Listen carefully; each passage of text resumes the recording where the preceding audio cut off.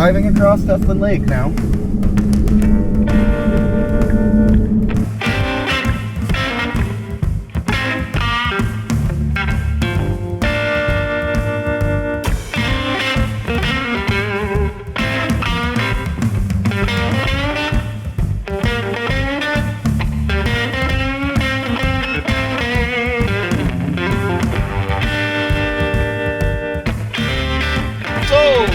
Coming into Johnson's Crossing. Yes, famous Johnson's Crossing. Canol, the Canol Road, the Canol, Canadian oil. We're gonna send it all the way to Whitehorse. Whitehorse 6, Ross River, number 6. That's the Canol Road, guys. We're gonna take a stop here and talk about the Canol Road. Built around the same time as the Alaska Highway. They wanted to be self-sustainable. So they were gonna tap the Norman Wells oil field. There's an oil field up in Norman Wells, Northwest Territories, and they wanted to send the pipeline out to Whitehorse refinery in Whitehorse, and then they would give them oil and gas, right? Have a steady supply of oil and gas, because you don't want to be without. It's not a good thing at all. Whitehorse 130. So this is the Teslin River. Going over the bridge now. Coming into this is Johnson's Crossing, guys. So from here, you can take the Canol Road. Canol Road will take you up to Ross River, and then it continues on past Ross River and kind of ends up in the middle of nowhere. It ends up in the Northwest Territories, the Canol Heritage Trail. But like a lot of things, never really came out to be. Johnson's Crossing, historical site.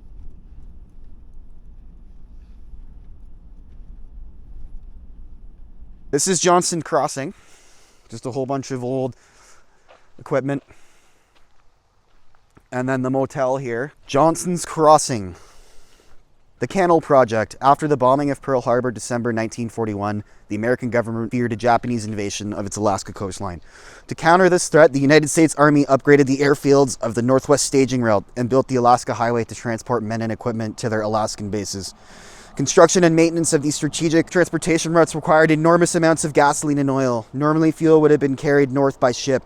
With the Japanese in the Aleutian Islands, however, the United States feared that regular shipping lanes were not safe. The Canol Project was born out of the need for a secure oil supply. Canol, short for Canada Oil, was a massive effort funded by the United States military and built the construction consortium Bechtel Price Callahan. Under this project, the oil fields at Norman Wells in the Northwest Territories were developed. A refinery was built in Whitehorse, and a 4-inch pipeline was laid between the two. In addition, 600 miles of road, telephone lines, several airstrips, and 10 pumping stations were built to service the line. Oil was pumped up and down the highways through auxiliary lines between Whitehorse and Fairbanks, and from Carcross to Watson Lake. A line was also built between Whitehorse and Skagway to bring oil from the south if necessary. In all, 200,000 tons of material and over 50,000 people were employed on the Canol project. From an estimated cost of $30 million, the final price of this mega project ballooned to over $134 million. The project was controversial. It consumed an incredible amount of workers, labor, materials, and at a time when they were badly needed elsewhere. The Japanese threat to the coastal shipping never materialized. Production costs for a barrel of oil from the Canol was over 4 times higher than the world price. It was much cheaper to ship oil to the Alaska Highway via the 110-mile line from Skagway. The project was shut down in 1944, less than a year after the refinery had opened. Robert P. Patterson, United States Secretary of War, summed up the Canol project in saying, "I suppose that we must bow to the verdict that the project was useless and a waste of public funds. The Bechtel Price Callahan camp at Johnson's Crossing was the chief supply and maintenance depot for the western section of the Canol pipeline." So that's Bob Shivel there, the Golden Weld. There, you welders, everybody, like, it's such a good feeling, man, getting that final weld. Pipeline superintendent. Of course, the superintendent's going to get the last go, eh? That's always how it goes. So you can see here, the legend, the main pipeline, right? Norman Wells. This is the oil town of Norman Wells. And then this road goes all the way up, follows the Canol pipeline, basically. And you can drive that road, but there's nothing on it now. It's like the Big Bend. This is Johnson Crossing, guys. It's the junction for the Canol Road. And it's like the Big Bend. If you were to take that road today, there's nobody on it. There's nothing there. There's no services. There's no gas stations. There's absolutely nothing. All there is a road that used to exist for a reason, but it no longer does, and it's been kind of abandoned. Alrighty, so just leaving Johnson's Crossing, the number 6, the Canol Road. It's It's the Canol Heritage Trail now, basically, but it's deserted, guys. There's nothing on it.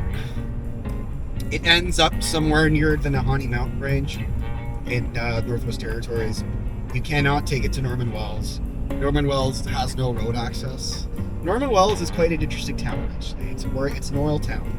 It's there because of the Norman Wells oil field. And initially, they didn't think it was so big, but it ended up being a lot bigger than they thought. So it's basically its own city now. To actually go to Norman Wells, you have to be a worker and actually, work in oil and gas. But there's no roads, guys. There's no roads that go up there. The Canol Road you'll drive a few hundred kilometers into the bush.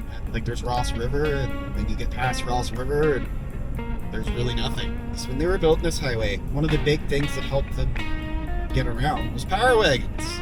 They used power wagons. That was the only truck that could really handle it. Like Jeeps, obviously. The power wagons, the trucks, the power wagons, those were what were, hauling the loads, getting people up and down the highway, right, when they were building it. Because power wagons, even back then, they're built for the war, right? They're military machines. The legacy of the power wagon is the Alaska Highway, right? The Alaska Highway could not have been built without the power wagon. They needed a truck that could go anywhere and do anything, so that I put a winch on it, the PTO, or it would have been a power takeoff, a PTO back in the day. And then they, put some big leafs on it so it can handle the loads they want to load it up with, right? And then they drive it, the 4x4. I don't know if they would have built the Alaska Highway without the power wagon. So I just think it's really cool that we've been able to take a power wagon on the Alaska Highway. If there's one vehicle that you should drive the Alaska Highway in, it's a power wagon. We're about an hour Whitehorse now, and then we'll be in Whitehorse. I love coming up here. It's nice up here, peaceful, quiet, especially this time of year. This is the Yukon River, guys. The fabled Yukon River. So if you followed this, eventually it'd take you to Dawson. You'd end up right on the shore of Dawson City there. And then you get off and you'd start your journey, right? So all these guys coming up from Cassiar districts, you'd go up the Yukon, right? Chilkoot Pass, Skagway, Lake Bennett, and then on to Tucson Lake. This is the mighty Yukon River, guys. The Yukon River. Those are the Whitehorse basalts too. Whitehorse has a lot of basaltic lava, canyons and stuff like that too. The Yukon River has been a main highway route for a long time, guys. It's how everybody gets around. We're just outside of Whitehorse, and then we're gonna be coming into Whitehorse now, and then there'll be a lot of stuff to show you guys. Just outside of Whitehorse now, guys. We got the service back again. Long journey, man. Long journey. Even just from Dawson Creek, when we got on the Alaska Highway there was a sign saying 1,300, 24 kilometers. That's a long way. And that's just from Dawson Creek. And Dawson Creek was a 2-day drive just to get there.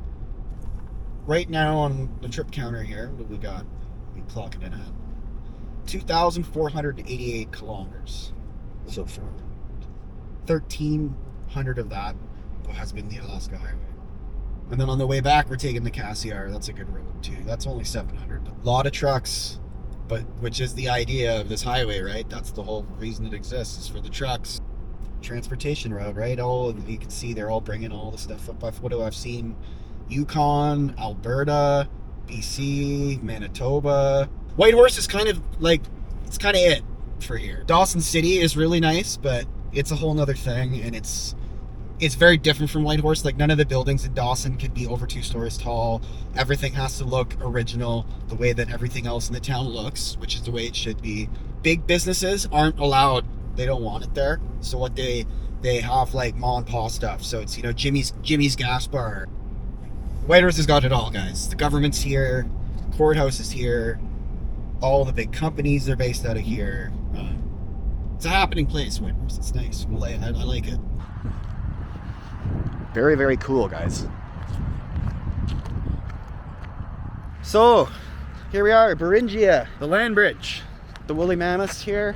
During the last ice age, vast glaciers formed, resulting in sea level dropping as much as 150 meters, 492 feet, exposing the floor of the Bering Sea.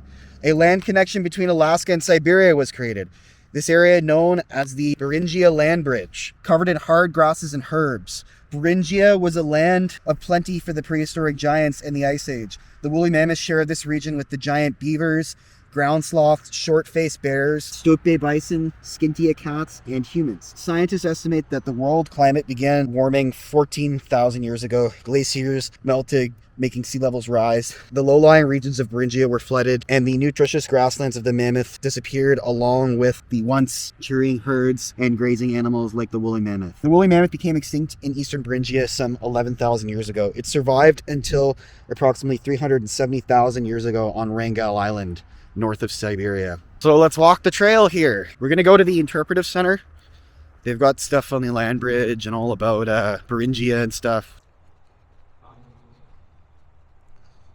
Tales of the giant beaver. That's crazy, man. Can you imagine a beaver this size? Alrighty, so let's go see what we can look at, because it looks great. In the Yukon, guys, Yukon Beringia.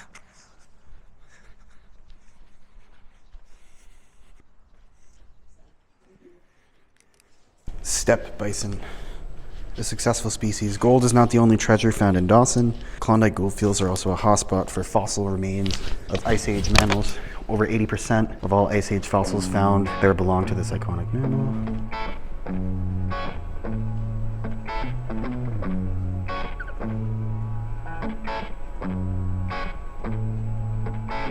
The Beringia Center, right? Which is all about the land bridge, guys. The migration of people, plants, and animals over to North America, right? The initial seeding of North America. The giant short-faced bear was the largest Ice Age land carnivore in North America. At 700 kg, they would have weighed more than a modern polar bear. With a 4-meter reach when standing on their hind legs, they would tower over a basketball hoop. But for all their size, they were not hunters, preferring to use their size for intimidation, chasing other predators away from kills. With their long legs and well-developed nose, they were extremely well adapted for efficiently covering great distances in search of food. Can you imagine a 4-meter reach? Or Saiga antelope.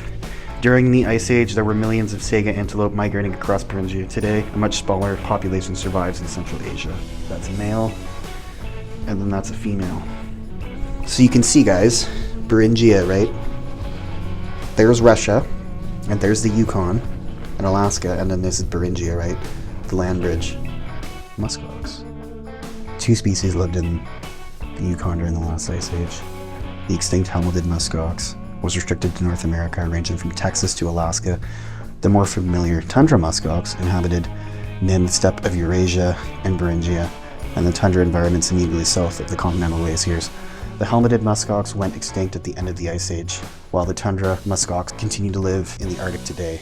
The tundra muskox first migrated across the Mammoth Steppe from Siberia to North America around 90,000 years ago. Their range expanded eastward approximately 10,000 years ago following the receding continental glaciers in the Arctic archipelago and Greenland. The muskox is one of North America's oldest surviving species of herbivore. The permafrost ground in the north is the ideal place to store Ice Age fossils. In fact, fossils found across Beringia are preserved well enough that scientists can examine DNA contained within the bone. These studies provide information about the population and fluctuations in response to past environment change. Keeps you warm in the wintertime, eh, buddy? Look at that hair, look how long it is. They've got 2 layers of hair. Perennially frozen ground can preserve organic matter for thousands of years. While much of the soil in North America was repeatedly churned by glaciers during the last Ice Age, pockets of the Yukon and Alaska were left undisturbed. Laying beneath an active layer of soil that freezes and thaws with the season's permafrost preserves soft tissues like muscle, tendon, and hair, as well as bone. In order to mummify, soft tissues need to be cool quickly below the point of decomposition. They need to be buried before being consumed by scavengers. Sometimes these remains become incorporated into permafrost, where they freeze and dry out like jerky. While the discovery of mummified remains in the Yukon is exceedingly rare, they provide an invaluable glimpse into the territory's Ice Age history. All mummified remains in this exhibit were found in the traditional territory. Gold miner working at Tony Beat's mine on Paradise Hill stumbled upon a remarkable find while clearing away muck with a hydraulic monitor. Oh, they were monitoring. delicate carcass from the permafrost, it was revealed that the specimen was the remains of an ancient caribou calf. Later, paleontologists visited the site and found out what is now known as the Dominion Creek tephra, a volcanic ash bed where the specimen was unearthed. This discovery was key to determining the age of the calf, which scientists initially identified as being 50,000 years old through radiocarbon dating. After studying the tephra samples in the lab, it was revealed that the caribou calf was actually 80,000 years old. Oh yeah, miners, yeah, Placer Claim, Last Chance Creek near Dawson. Died about 30,000 years ago before the peak of the last Wisconsin glaciation. Giant short-faced bear. So that's the land bridge, guys. Here, right? Beringia. Beringia was the point of entry into the New World, the last continental landmass to be colonized by humanity. The expansion of human populations into eastern Beringia occurred during what archaeologists call the Upper Paleolithic Late Stone Age. This period of human history between 40,000 and 10,000 years ago corresponds to the emergence of fully modern human beings, Homo sapiens. The slow process of human adaptation to northern environments was linked to establishment of Mammoth Steppe biome. This vast biotic continuum, which stretched from the British Isles to the northern Yukon, was home to mammoth, horse, bison, saga, antelope, and caribou that thrived on the northern grasslands.